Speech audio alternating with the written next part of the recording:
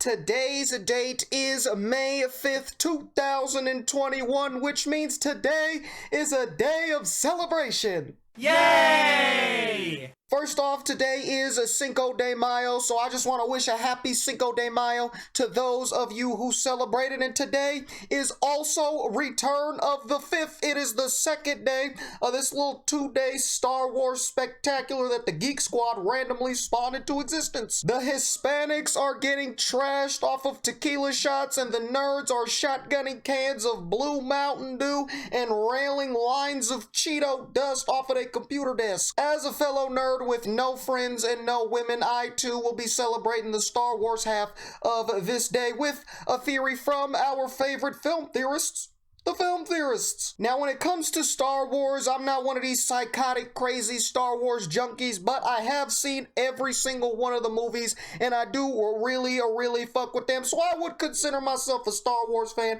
but not nothing too crazy. And according to my guy Matt here, the Jedi are apparently evil, which makes absolutely no sense, because everybody knows that the Sith is evil, Darth Vader and all them, you know what I'm saying, the Goon Squad. So I guess without further ado, a film theory, the uncomfortable truth about the Jedi Order, Star Wars, Jedi are evil. Let's see what we got. From my point of view, the Jedi are evil. Sign this guy up to be a writer for Film Theory. But seriously, does Anakin have a point here, or is he just blowing smoke? I don't know, man. I don't think we should listen to the words of the man who literally slaughtered a room full of innocent and terrified children. I think we should at least start there. I don't know if this man's words are the ones we should be following. Blowing smoke, apparently, but not in the way that I anticipated. Hello, Internet! Welcome to Film Theory, the show that tries to find the dark cloud in every silver lining. Or in this case, the dark side in every light side of the Force. If I'm being honest, I wish the world could be as black and white as the Star Wars universe makes it out to be. Where you can tell the good guys are good guys because they wear all white, and the bad guys are bad guys because they're literally dressed all in black. But with the advent of the new trilogy and the new millennium, a lot of emphasis has been placed on the gray that exists between these two extremes, because rarely is reality so cut and dry. But in today's episode, I want to do something different. I want to look back at those older movies and show that things have always been this way in the series. That despite George Lucas's not so subtle costume choices from the original movies and the blatant good versus evil storylines that all of these films purport to have, the heroes aren't always the heroes the stories frame them out to be. Specifically, I'm calling into question the actions of the Jedi. Now, obviously, I'm not the first person to speculate about this. In fact, we've already heard it straight from the mouth of a Skywalker himself. From my point of view, the Jedi are evil. But maybe Anakin here. But again, this is coming from the mouth of a man who slaughtered a room full of innocent children, almost murdered his own pregnant wife, and then turned around and became one of the most iconic movie supervillains in cinematic history. So again, I'm not too sure if the words of my guy Anakin here are the ones that we should be following. Onto something. Maybe when you actually look at their own Jedi Order, their customs, and especially the way they train and recruit new Jedi, things don't look so good for the light side. In fact, when you actually hold up the Order of the Jedi to objective scrutiny, I guarantee that you'll start seeing Anakin's way of looking at things. Hey, he guarantees it. It's coarse and rough and irritating. Look at this dude. He hates children, he hates his wife, and he hates sand. Who the hell just hates sand? I feel like everybody loves the beach, and this dude just has just a burning rage towards sand.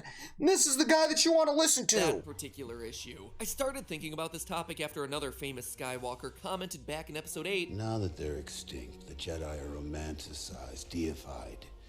But if you strip away the myth and look at their deeds, the legacy of the Jedi is failure, hypocrisy, hubris. While this kind of tea spill coming from Luke was considered pretty sacrilegious, both by other characters in the movie as well as the audience watching, Luke here has a point. If you examine the movies with a little bit more scrutiny, his criticisms aren't exactly unfounded. While there are certainly examples of the Jedi doing some pretty unsportsmanlike things to innocent victims throughout all the movies, like manipulating them. These aren't the droids you're looking for. Yeah, but those are stormtroopers. Nobody really cares about them. stealing spaceships and crashing them, or just outright lying about their own powers. I think it is time we inform the Senate that our ability to use the Force is diminished. If inform the Senate is multiply our adversaries' will. The worst thing about the Jedi is their recruitment tactics. And this is foundational for the whole order. The entire Jedi institution is built on years-long training programs that initiate new members. So if there's something wrong at that base level, it's safe to say that the entire Jedi Order is built on a rotten core. Oh, how disturbingly rotten it is, my friends. Let's start at the beginning with the recruit that we're all familiar with, Anakin Skywalker. He's 9 years old when Obi-Wan and Qui-Gon Jinn meet him, and yet Obi-Wan remarks that Anakin Skywalker is too old to be raised as a Jedi. No, he will not be trained. No. He is too old. Meaning that the Jedi typically recruit at ages younger than 9. In fact, as early as 3 years old, the Jedi identify Force-sensitive children and start training them. Watch out, Mace Windu, Kappa be coming for ya. Well, this might seem a little weird. You might also be thinking to yourself that a lot of child athletes or children entertainers start young too. Child models, gymnasts, martial artists, dancers, like Mbappe, right? As young as the soccer dude. That said, being a Jedi is far from an after-school program. The Jedi organize these pre-initiates into clans who stay together both night and day, learning, eating, and sleeping together like a good old getaway camp, except it's away from their parents on like a permanent basis. Can you imagine a world where a parent ceases all contact with their 3-year-old and sends them away to a compound full of adult men who spend all day waggling their lightsabers? I don't think so. Nice, man, nice. Could you just imagine you get a knock on your door? Right, it's some weird dude. He's got like a big fuzzy mustache. He's got a top hat, and he's got a briefcase, and he's wearing a trench coat, right? He comes into your house, he's like, excuse me, ma'am. Excuse me, ma'am. I have an offer for you that you cannot refuse. Hear me out, ma'am. Allow me to take your 3-year-old toddler away from you for you to never see them again. We will place them in a group of their peers of people they have never met and probably do not like. And we will train them to fight a countless number of battles to the death against the evil forces of the alien Sith. But they will also get a complimentary glow stick and a bathrobe, so everybody wins in this situation.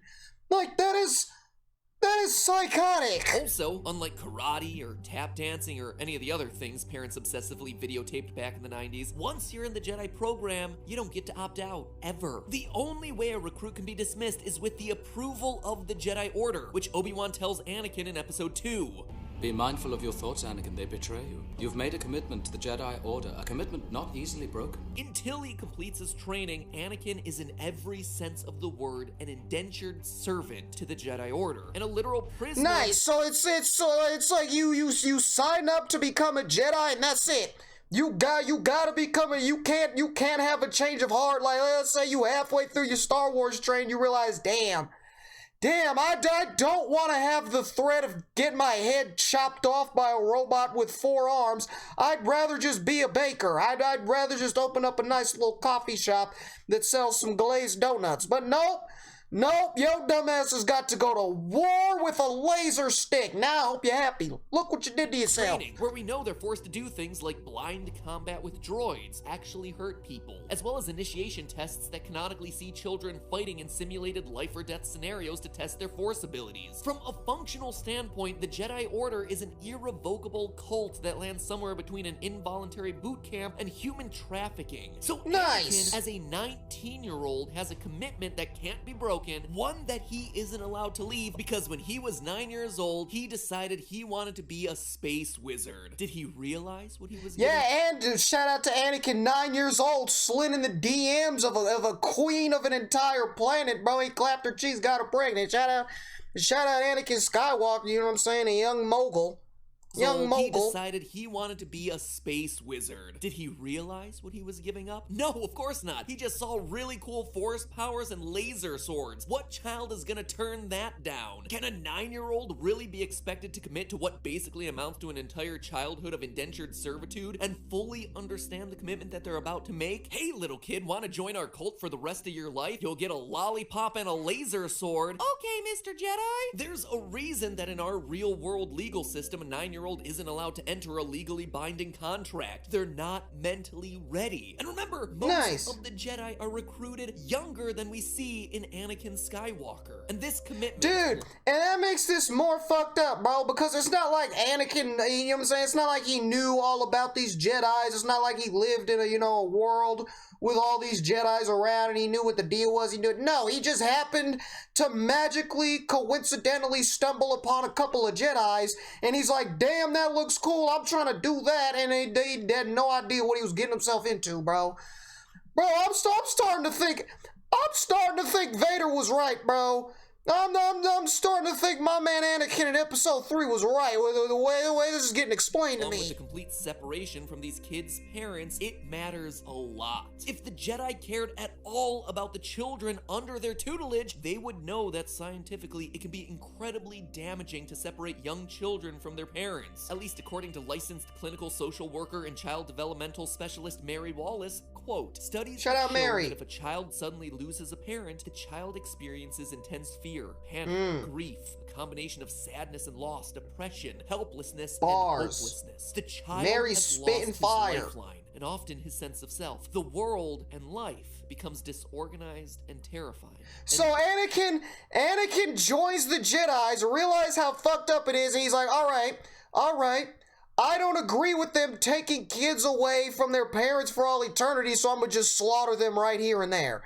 Nice, this is dude. True not only in cases of abandonment or death of a parent, but also true in cases of voluntary separation. This is because children learn to trust the world through their parental figures, who provide a stable base for young developing minds between the ages of 0 and 7. Severing that connection at the age of 3, or even the ripe old age that kid of looks 9 like he bites years people. Old, sets children on a path to be emotionally unstable, which, go figure, is pretty darn ironic since the Jedi aren't supposed to act on emotions. But I can't imagine how cutting a child's lifeline and psychologically scarring them for existence could possibly backfire. Yeah, man, this is no big deal. Too many of them. What are we going to do? Literally a psycho. The mind of a child is. If you really believe that one, Yoda, you'd be more concerned with taking care of those children. So the Jedi basically caused Darth Vader, bro. The Jedi, they did all this, they do all these crazy practices to train these young kids. They did it to Anakin. Anakin was not prepared, so he had an emotional breakdown, turned evil, slaughtered the children, and became a supervillain and head of the Sith Force. Nice, dude. So the Jedi are to blame for this. The Jedi have caused all of this chaos and pandemonium. That's what you're telling me? Dude, I wasn't prepared for this. I was skeptical. I was like, Matt, I don't know how you gonna convince me that the Jedi's the bad guys, bro. But this is some freak stuff, bro. This is freaky. Permanently traumatized for life and slaughtering a bunch of younglings. In fact, the Jedi care so little about the relationship between parent and child that in the prequel trilogy, Qui-Gon and Obi-Wan literally leave Anakin's mother on Tatooine to continue living in slavery. In episode 1, we're told that they take Anakin, but not his mother, because they don't have the money to buy her freedom from Watto. What about Mom?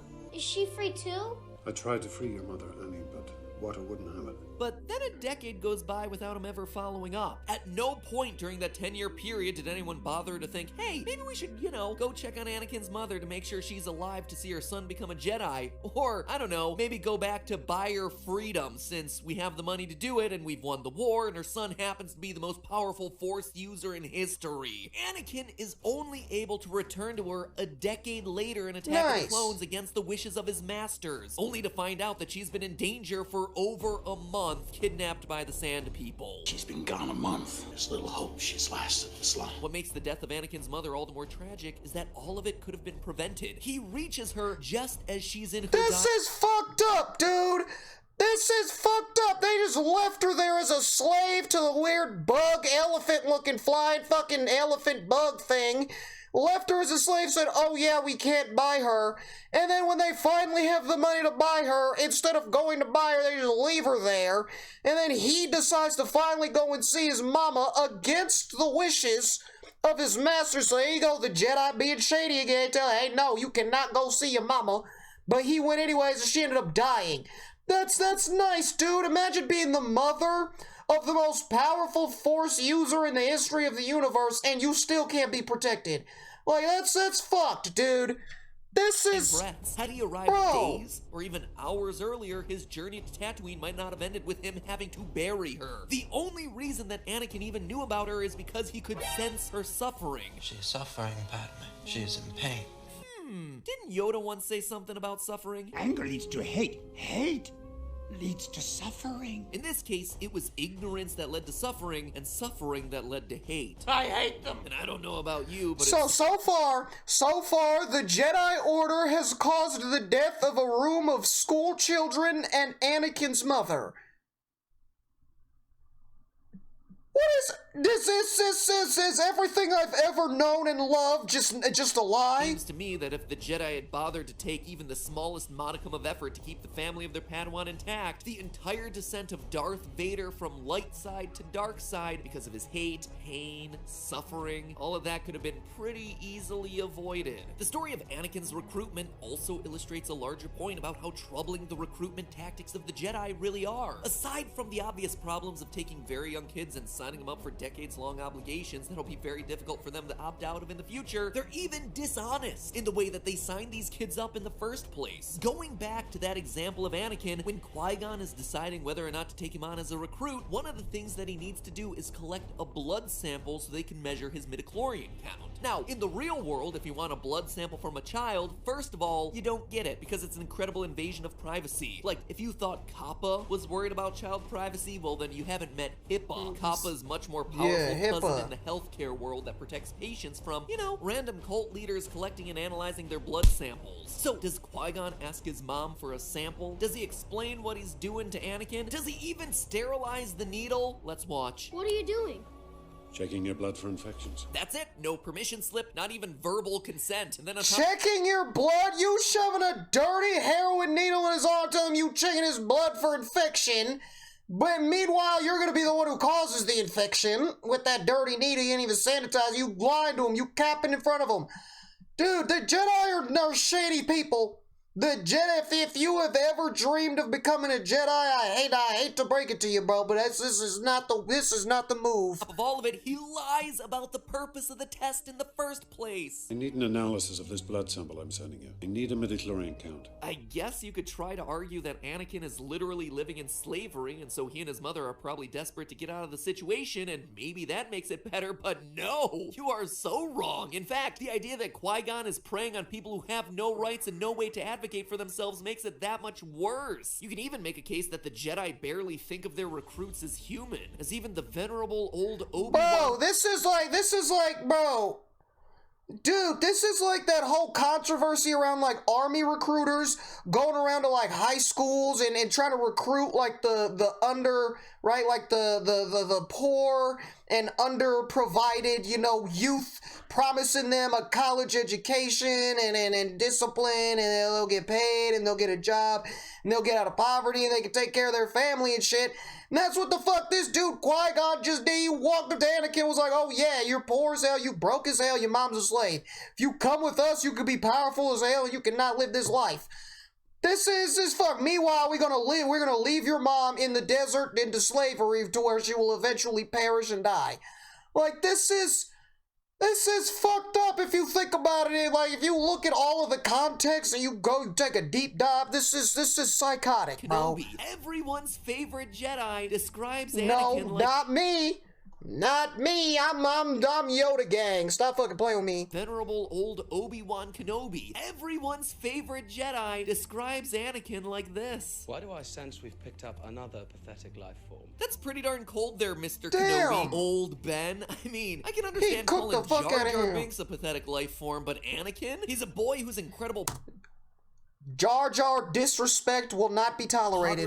That's one of the ship parts you needed to get off the desert planet you got yourself stranded on. I'd expect a little bit more gratitude, you bum. We all grew up watching these movies thinking that the Jedi were the heroes. The movies outright framed them to be the heroes, but if you actually look at how the Jedi become the Jedi in the first place, their legacy isn't one of freedom and doing the right thing. It's about putting toddlers into slavery, deceiving their parents, and then brainwashing those little kids so they become unquestioning members members of their little cult. Sure, we might be a little sad in episode 8 that there aren't any Jedi left, but believe me, the children of the galaxy should be thanking their lucky stars that the likes of Qui-Gon, Yoda, and Obi-Wan aren't coming up and knocking on their doors, stealing them away from the loving arms of their families. And this is just the tip of the iceberg. All of this is without even mentioning the lies of the Jedi that happen throughout the entirety of the series. How their actions, their hubris, their hypocrisy, their outright refusal to give up control results in the dark side surging to power and the downfall of the Galactic Republic. Sure, the Jedi are framed as heroes in these stories if we turn off our brains and just look at the whooshy laser swords and cool magical powers. But if you stop and actually analyze... And then he just said it, bro, the Jedi still got clapped.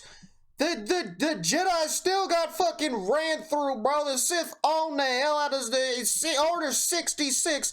Wiped them the fuck out, bro. You got clapped up by Order 66. Did all this, enslaved all of these children, lied to all these people, tried to force yourself to be the most powerful, but you still just ended up getting plowed through by an old man and some stormtroopers and some dudes in costumes, bro. It's crazy. Lots of these movies, what is actually happening between these characters and what causes galaxy... And the stormtroopers can't even aim, bro. They couldn't hit a bullseye 10 feet wide, bro. They standing 3 feet in front of it. You still got clapped up by motherfuckers with potato aim. You losing to 6-year-olds on Fortnite. Like, imagine that, dude. To take place, imagine that. To see that it all boils down to the actions of one group, the Jedi. And to ensure that you get that veil ripped off your eyes about all things Jedi related, hit that subscribe button. I know for a fact that 50% of you aren't subscribed. Go spank it. Go spank they sub button. Help me get closer to that diamond play button and help yourself. All right, bro. By ensuring... I'm not too sure. That's a handsome fellow. I'm not too sure why I keep doing this to myself, why I keep watching these theories of some of my childhood entertainment joy, things that bring me joy, bro, because it just gets crushed and stomped on right in front of my eyes, and everything I've ever known and loved always turns out to be a lie, bro. I lived my entire life thinking the Jedi were the good guy protectors of the universe, but it turns out they are awful, terrible people. They recruit toddlers, enslave them and brainwash them, forcing them to commit their lives to the Force and the Republic, right? That's what they're called, the Republic, and become Jedi. They're not allowed to see their family. They're not allowed to leave the Force. They gotta listen to their masters 24/7, bro.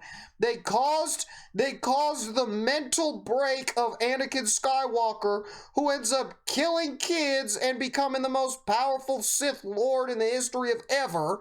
His mom got left in slavery in the desert to where she eventually died. They lie to everybody about everything, bro, and they still got clapped up by motherfucking 6-year-olds on Fortnite potato aim, can't shoot stormtroopers, and an old dude that shoots lightning out of his fingers, bro. Oh my God, bro, I thought the Jedi were better than this. I really thought the Jedi were better than this, bro. They did all this crazy, shady stuff and still ended up getting clapped up.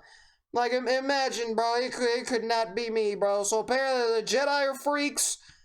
The Jedi are evil. The Sith are still evil, too. Everybody's evil in this situation. The only good people are the people who don't have laser sticks of death and the ability to use the Force, bro. Those are the only normal people in the show, in this franchise, apparently, bro. But another wild, crazy, and very informative educational video from the theorist. Shout out MatPat, bro. But dude, I hate this. I'm not happy with the results. Everything I know was a lie.